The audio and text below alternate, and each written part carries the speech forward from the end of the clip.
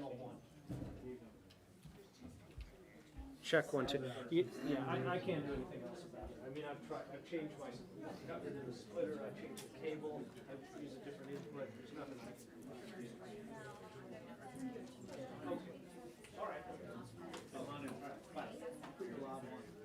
They're asking. Hey, have it on, so if you stick the, the stick mic is, the lob is right. Okay.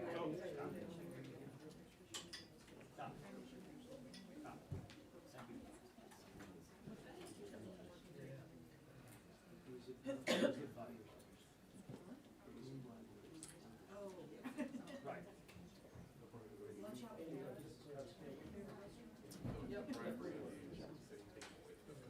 Our master control was saying that my audio was noisy.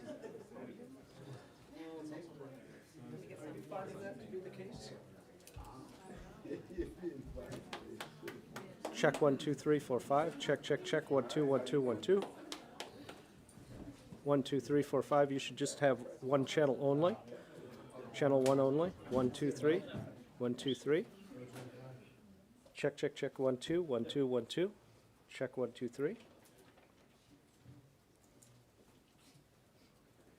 Check 1, 2, 1, 2, 1, 2. Yes. There's a phone under your chair, sorry. How is that? How is that sounding?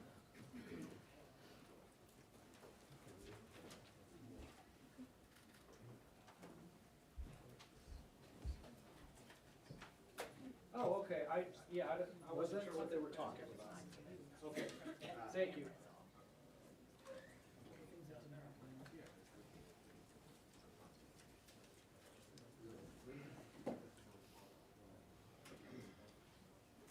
Hey, Antonio, Yeah, what are we on? You said you're in what?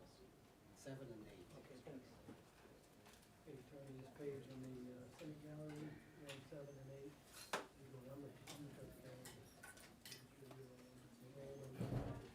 Okay, thank you.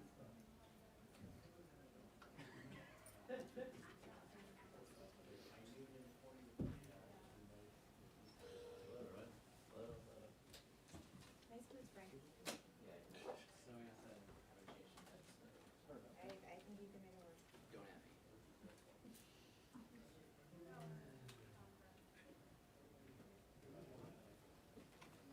Nancy, can you give me a level, please? 1, 2, 3, 4, 5. Thank you.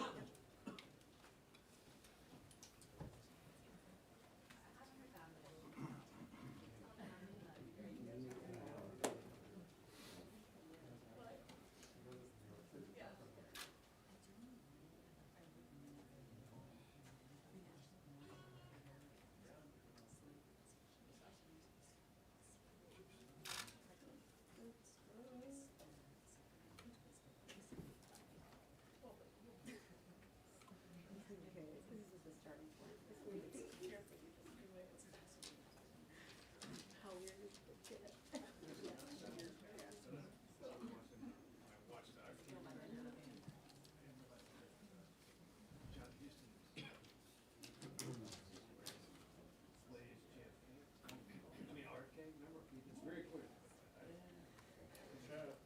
Yes.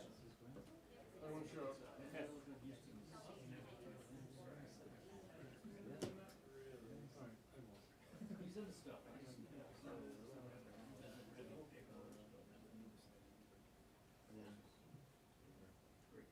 Okay, very good.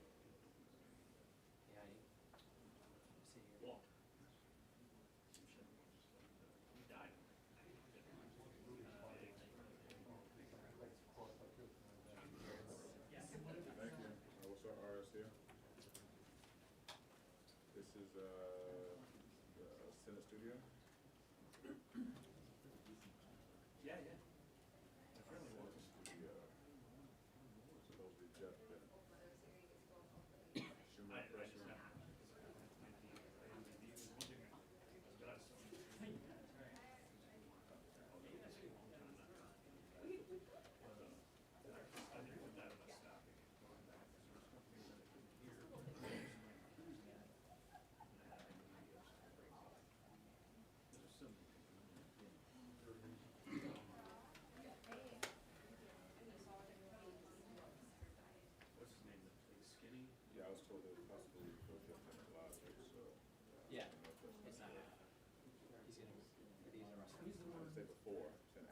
stuff.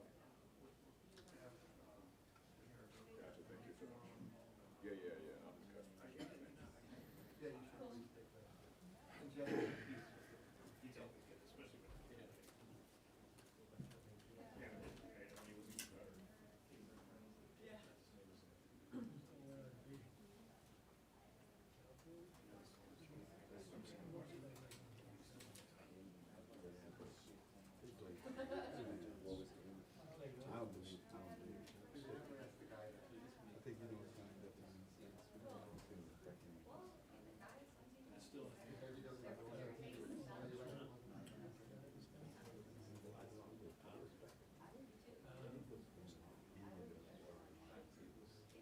Oh, yeah, I'm good. No, I may lean against their bid costs, but nothing that I think of.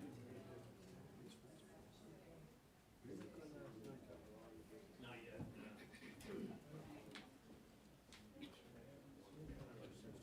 Nice reading. Yeah. Oh.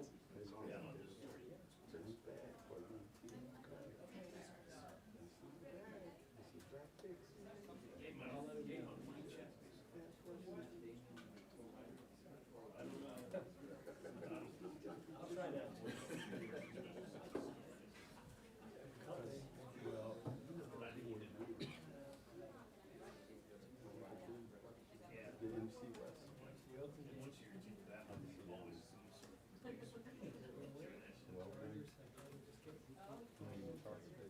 Might be doing something, Sharon.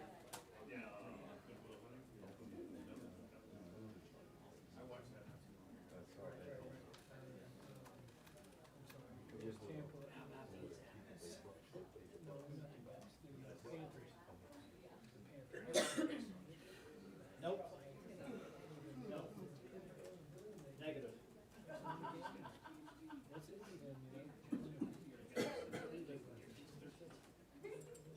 At least 5 or more, at least 5.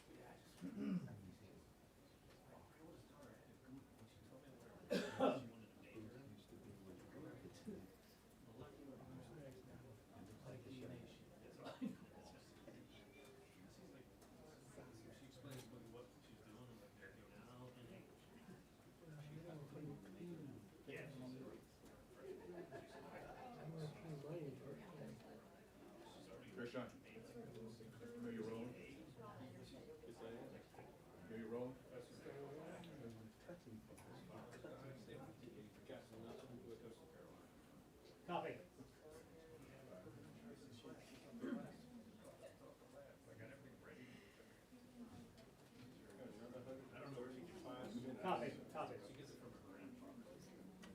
Thanks for looking out for us, brother.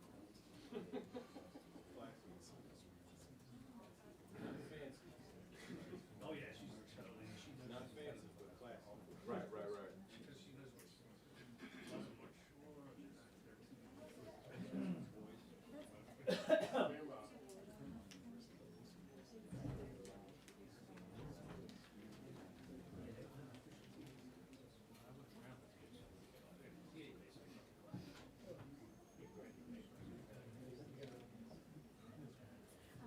Well, we expect Chuck Schumer to kind of run through what this memorandum was like that he sent to the Senate Majority Leader Mitch McConnell yesterday as to what his demands are for a Senate trial. He laid out some calendar dates, maybe starting on the 6th with housekeeping, bringing over the Chief Justice and swearing in the senators as jurors on the 7th of January, and then getting the House managers, the prosecutors in this case, to present that on January 9th. Now, nobody knows if they will agree to those parameters. You know, in 1998, 1999, the Senate leaders, Trent Lott and Tom Daschle, they forged an agreement agreed to by all 100 senators, which said we're not going to have witnesses on the floor. This is how long the trial is going to take. If you can't get unanimous consent, that's going to be an important word you're going to be hearing over the next couple of weeks here, you could have anything happening in the United States Senate.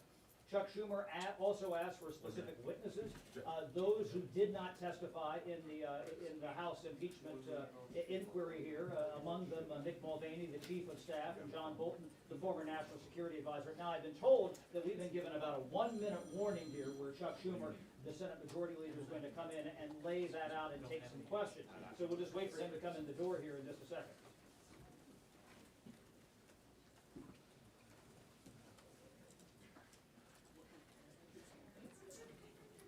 Very unlikely, and that's why that 51 number becomes so important there. And this is where nobody really knows what would happen in a Senate trial. Is it good for the president and Republicans? Is it bad for the other side, or vice versa?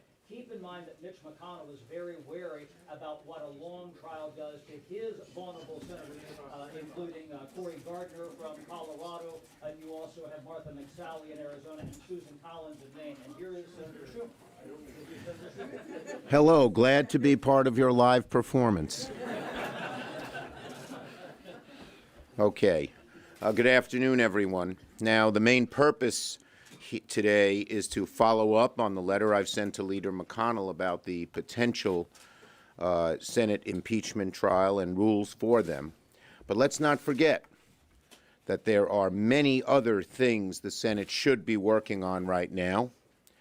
This month, we recognized the 7th anniversary of the Sandy Hook massacre. In the 7 years since that unthinkable tragedy, America has experienced countless incidents of gun violence, ranging from horrific mass shootings to the thousands of shootings that devastate communities every day. The Senate has not even debated background check legislation. The Senate hasn't debated legislation to reduce the cost of health care, college education, or prescription drugs. Republican leadership has even refused to work with Democrats on bipartisan solutions to secure our elections and deter foreign adversaries from interfering in our elections. All the productive activity in the Congress is coming out of the House. The Senate remains a legislative graveyard for so many different issues. Now on impeachment. As you know, the House is expected to vote on the articles of impeachment this week. Assuming the articles are adopted by the House, the Senate will serve as a court of impeachment. Conducting an impeachment trial in the Senate is an enormously weighty and solemn responsibility. It's one of the most important things that the Founding Fathers arrogated to the Senate. Senate Democrats believe strongly that the trial must be fair, and it's very important that the American people judge it to be fair. A fair trial is one where senators get all the facts and one that allows them to adjudicate the case impartially. 2 weeks ago now, I told Leader McConnell I was ready to discuss trial rules. Instead of talking to me, he spoke publicly about what a trial may look like. and said he was taking his cues from the White House. It was very partisan, very slanted, very unfair. So to get things back on track, I sent a letter to Leader McConnell last night outlining a very reasonable structure that would result in a fair trial. This morning, I sent the letter to every United States senator, Democrat and Republican. I hope that all of my colleagues will look at this proposed structure and make up their own minds. The 4 witnesses we propose have direct knowledge of why the aid to Ukraine was delayed. We don't know what kind of evidence they will present. They might present exculpatory evidence that helps President Trump. It may be incriminating against the president, but they should be heard. But by virtue of the senior administration positions they occupy, each of them will have information to share about the charges made by the House, information that no one has heard at this point. In fact, in the case of Mr. Bolton, his attorney stated publicly that he has additional relevant information to share, information that has not yet become public. How, on such a weighty matter, could we avoid hearing this? Could we go forward without hearing it? And that is why I sent the letter, in part, to Leader McConnell. We also propose that subpoenas for documents that are directly related to the charges brought by the House come forward. There's always a lot of attention on the question of witnesses, but these documents are also of great importance when it comes to making sure senators have what they need to make a fully informed decision. Right now, I think the House has amassed a great deal of evidence, much of it in the form of testimony from the President's own appointees, that the President committed impeachable offenses. But a good number of my Republican colleagues have said they believe the charges are serious, but there isn't enough evidence yet for them to make a decision.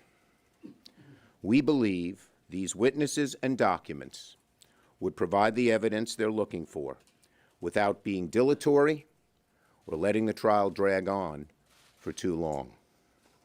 I haven't seen a single good argument about why these witnesses shouldn't testify or these documents be produced, unless the President has something to hide and his supporters want that information hidden.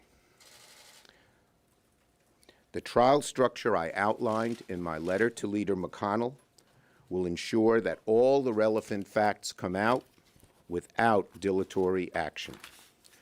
You know, there is a grand American tradition of a speedy and fair trial. That's just what we've proposed here.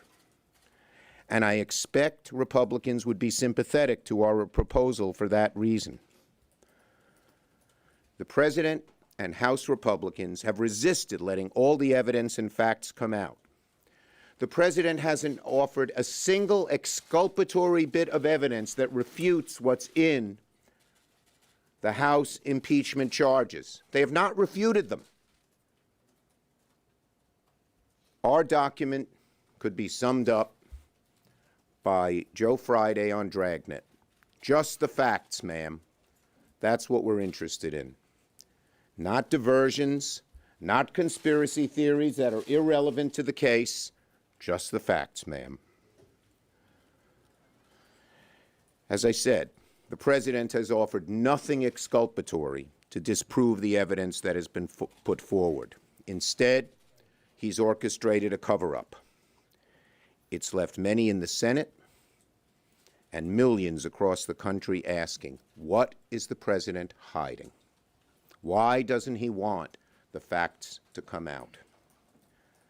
In their investigation, the House compiled and presented an enormous amount of evidence in support of the articles of impeachment.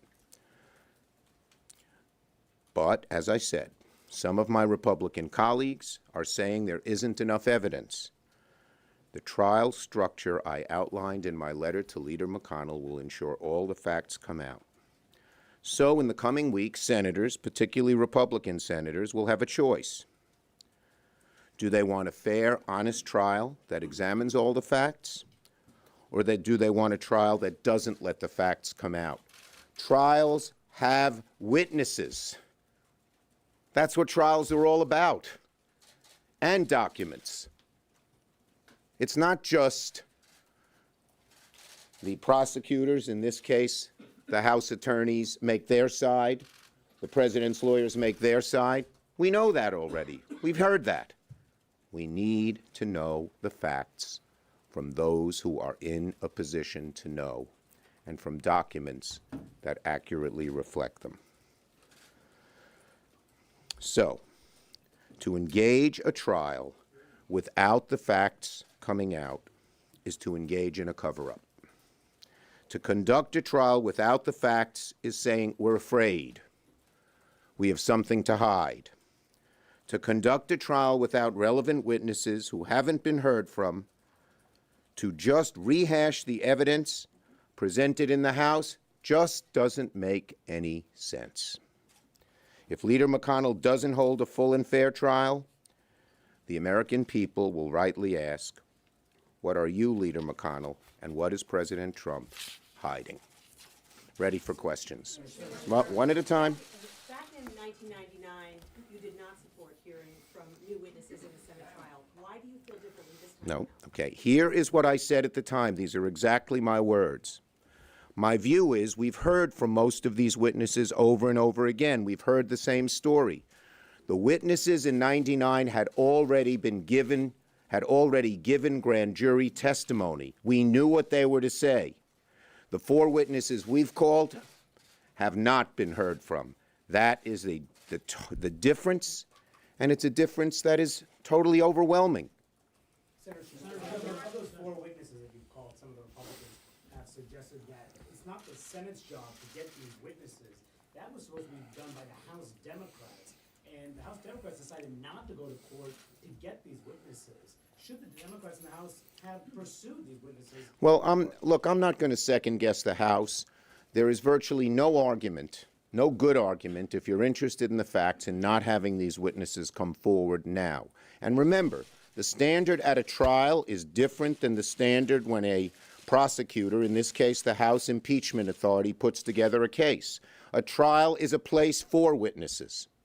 Do you have now, or are you confident that you will have the support from 51 senators?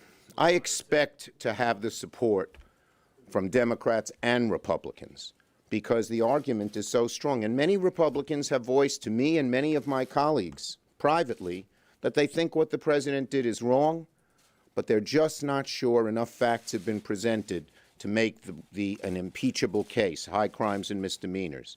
This is the way to do it, the way we outlined. With this list of 4 witnesses, just 4, you didn't call for Pompeo or Giuliani. Wondering why you settled on this 4 and why not These, Pompeo or Giuliani? right, these are the 4 who have the most direct contact of the facts that are in dispute. Most particularly, why was the aid to Ukraine delayed? These are the best 4 witnesses for that case. And by the way, we don't want to be dilatory. We don't want to stress this out any longer than we have to. But these people are crucial and haven't been heard from. And again, that's the difference with 1999, and it's a total difference.